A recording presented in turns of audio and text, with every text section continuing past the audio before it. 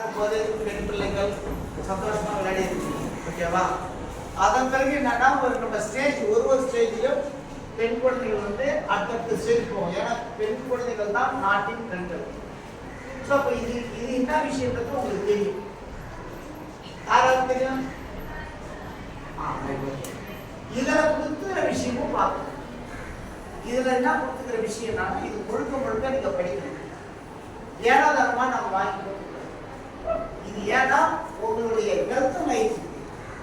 அதாவது ஒரு குழந்தைக்கு இந்த அதாவது மேஜர் ஆகும் பொழுது ஏற்படக்கூடிய மாற்றங்கள், அதாவது குழந்தைகளா இருந்து ஒரு பெண் பிள்ளை ஒரு முழுமை அடைகிறாங்க.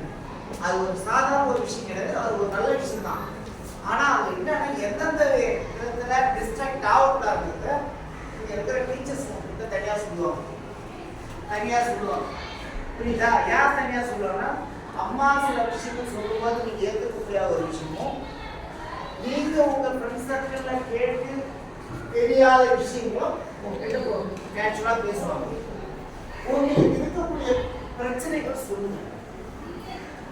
அதாவது ஓப்பனா பேசுற விஷயம் நான் வெளியே கேட்கணும். புரியுதா?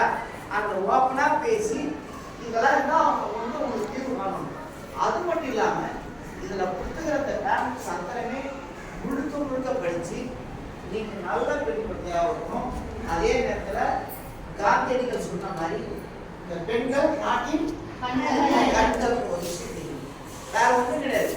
இதுல புத்தக செய்திகள் அத்தனையுமே உங்களுக்கு சப்போர்ட்டா இருக்கக்கூடிய விஷயம் தான். ஓகேவா?